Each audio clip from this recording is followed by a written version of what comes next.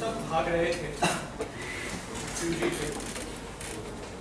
जितने जेवर थे सब पहन लिए थे, बांध लिए थे। मुझसे 6 सालों दूध पिला के साथ लिया था। मैंने अपनी एक बमीरी और लड्डू पजामे में उलझ लिया था। रात की रात हम गांव छोड़कर भाग रहे थे। भाग हुए और चीख पुकार के जंगल से गुजरे थे सारे। हम सब घोर धुएं से भाग रहे थे। किसी आंधी की आंखें फाड़ रही थी। अपने जबड़े खोले भौंक रही थी। जाने कब छोटी का मुझसे छूटा हाथ उसी दिन फेंक आया था अपना बचपन। लेकिन मैंने सरहद के सन्नाटों की सहराओं में देखा एक भूमिरी अब भी अच्छा करती है और एक लट्टू अब भी वहां करता है।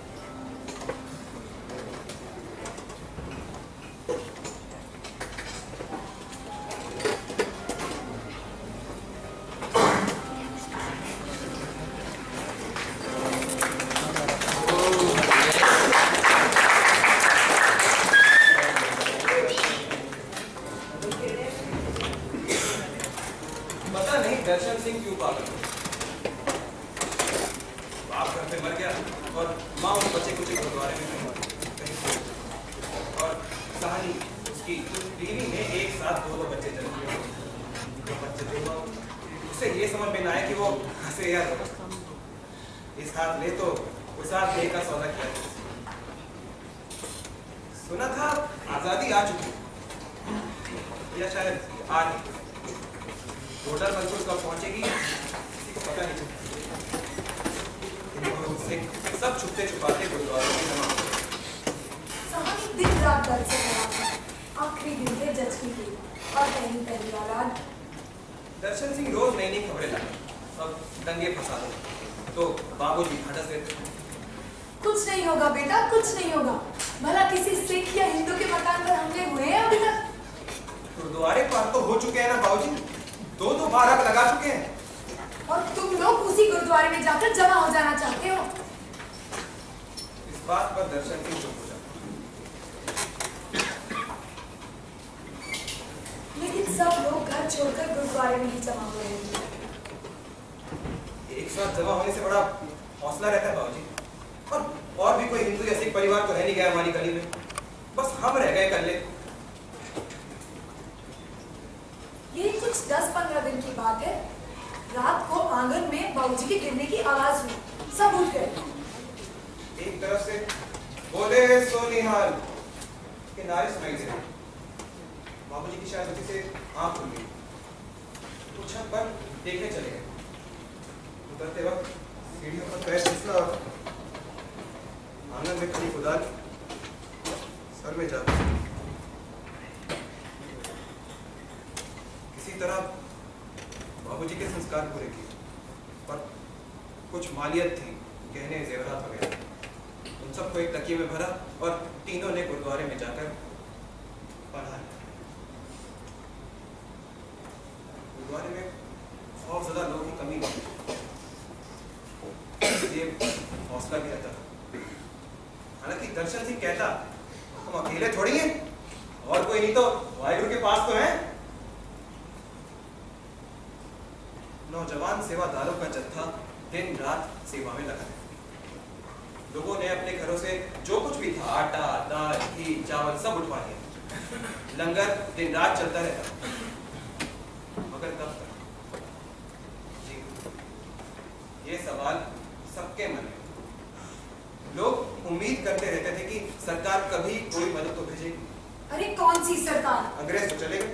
पाकिस्तान तो बन गया। पाकिस्तान की सरकार पता नहीं कब तक बनेगी। सुना है मिलिट्री घूम रही है और अपनी हिफाजत में शरणार्थियों के काफिले बॉर्डर तक पहुंचा रही है। शरणार्थी? अब ये क्या होता है? अब रेफ्यूजी। पहले तो ऐसे लफ्ज नहीं सुने थे हमने। 2-3 परिवारों का एक जत्था जिसे दबाव बर्दाश्त नहीं करता वो निकल गए। हम तो चलते हैं।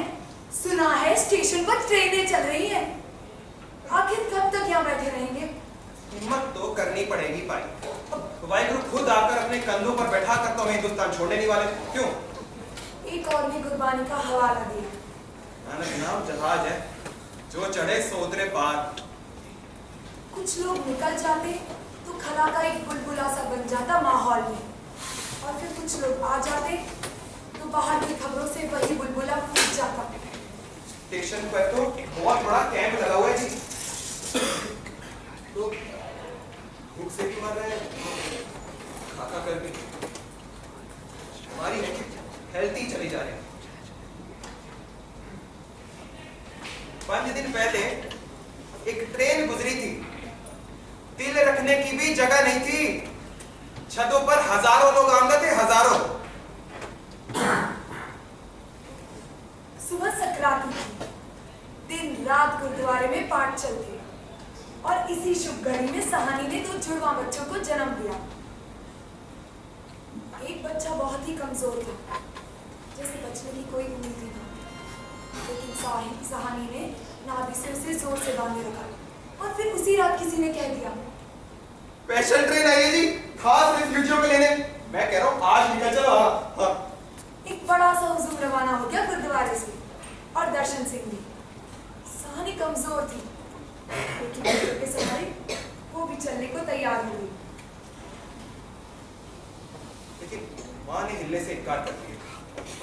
आ जाऊंगी बेटा, अगले ही किसी काफिले के साथ। तू मेरी बहू और पोतों को लेकर निकल जा। दर्शन सिंह ने समझाने की बहुत कोशिश की, तो बंदियों ने भी समझाया। सेवादारों ने हिम्मत दी। निकल जाओ सरदार जी, एक एक करके बॉर्डर पहुंच जाओ, जी हमारे साथ आ जाएंगे। तो दर्शन सिंह निकल पड़ा सबके साथ।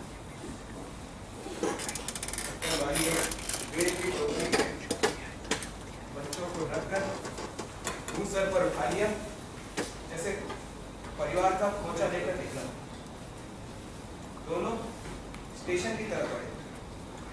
स्टेशन पर गाड़ी तो थी, लेकिन गाड़ी में जगह नहीं। लोग छतों पर घास की तरह उगे हुए। नई नई नई नजर माँ और नौजादे बच्चों को देखकर लोगों ने छत पे बैठा लिया।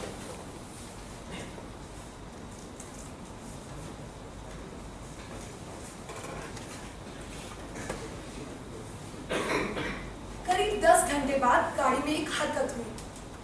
शाम बड़ी सुर्ख थी, लहूलुहान तपा हुआ तमतमाया हुआ चेहरा, सहानी की छातियां निचुड़कर छिलका हो चुकी थी। एक बच्चे को रखती तो दूसरे को उठा लेती।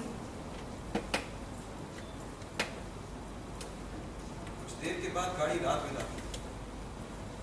तो दर्शन सिंह ने देखा एक बच्चे के हाथ पांव हिलते दिखे, कभी कभार रोने की भी आवाज आती, और दूसरा बिल्कुल शांत पड़ा हुआ। रोटी में हाथ डालकर देखा, कपड़ा ठंडा पड़ चुका।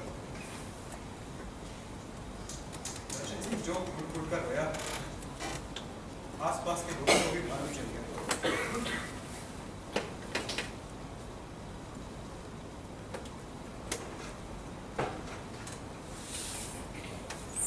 सहानी से चाहा कि बच्चा छीन ले, लेकिन वो तो कब की पथरा चुकी थी, और टोकरी को झप्पा मारकर बैठ गई। नहीं, भाई के बगैर दूध नहीं पीता। बहुत कोशिशों के बाद भी सहानी ने टोकरी नहीं छोड़ी। इस बीच ट्रेन करीब 10 बार चली, 10 बार रुकी।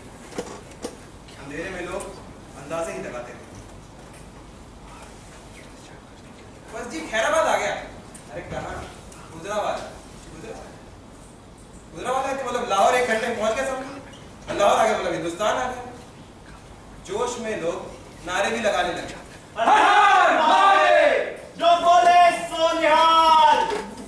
थोड़ी देर बाद गाड़ी एक पुल पर दाखिल हुई। खुशी की लहर सी दौड़ गई। रावी आ गया जी। हम कंफर्म रावी है। रावी आ गया मतलब लाहौर आ गया, लाहौर आ गया मतलब हिंदुस्तान आ गया। इसी शोर के बीच में दर्शन सिंह से किसी ने गुस्सा कर कहा, बच्चे को नहीं लेकर रावी में उसका कल्याण भी हो जाए। जाकर क्या करोगे? दर्शन सिंह ने धीरे से पोटली अपनी और जब तक वो पोटली उठाई और वाहिगुरु कहकर स्वामी में फेंक दी। अंधेरे में हल्की सी आवाज हुई, शायद किसी बच्चे की। दर्शन सिंह ने घबराकर सानी की तरफ देखा तो मुर्दा बच्चा सानी से लिपटा हुआ।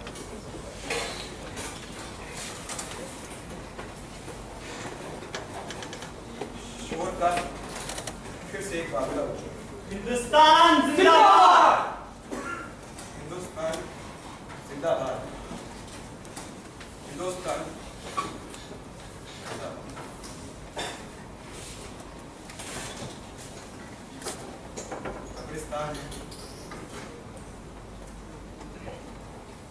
कब्रिस्तान से गुजरो तो आहिस्ता आहिस्ता बोलो। कब्रिस्तान में इतना ऊंचा बोलने का दस्तूर नहीं।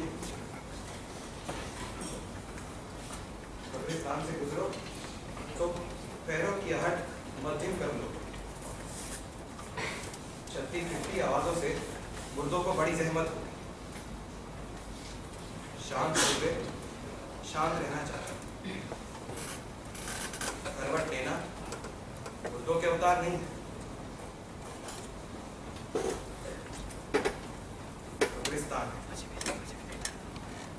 कब्रिस्तान में ठहरो तो कुतुबों पर ना अपनी कोहनी रख के टेक लगाना।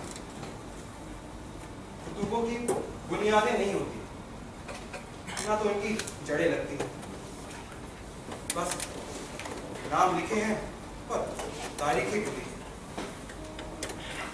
बोझ पड़े तो गिर पड़ती।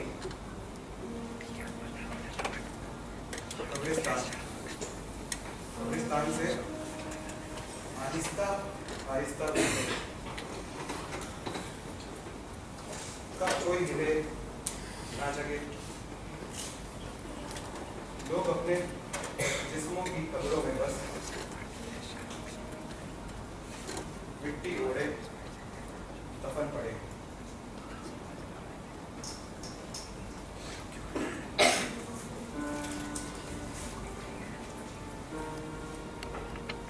सुबह सुबह एक ख्वाब की दस्तक पर दरवाजा। सरहद के उस पार से कुछ मेहमान आंखों से मायूस, चेहरे सारे सुने सुनाए, हाथ खुला, आंगन में आसन लगा, तंदूर पर मक्खी मोटे मोटे कोठरी में मेहमान पिछले सालों की खेतों का तो देखा घर में कोई नहीं। हाथ लगाकर देखा तो तंदूर अभी तक घुसा नहीं। आंखों से मीठे गुड़ का जायका।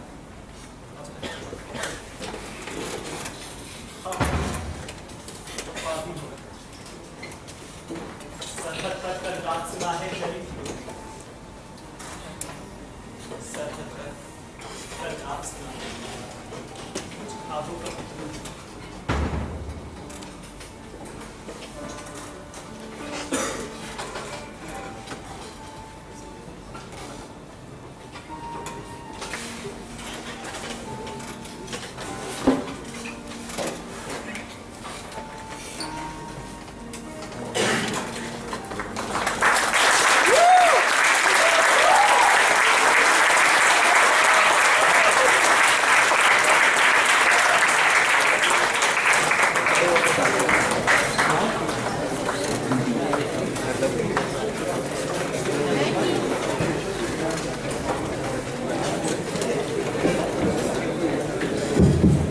Okay, so I'd like to introduce the cast. So this play was directed by Karunesh Jigyasu.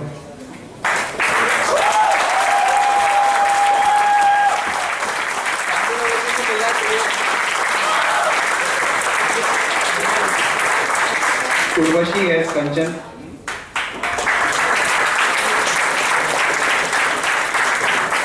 Kunal as Anup. Shruti and Sahani. On lights we have Chaitanya. Music was composed and given by Aditya. Matching Karanjit. Thank you.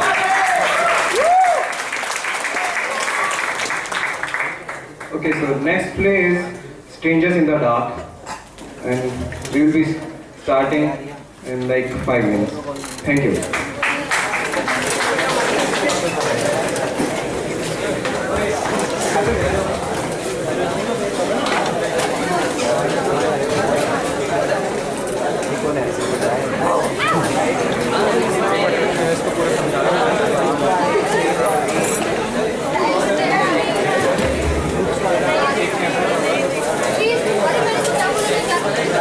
इसका camera ये रहा, tripod ये रहा, ये है बाहर जो लगा रहा हूँ उसका साइड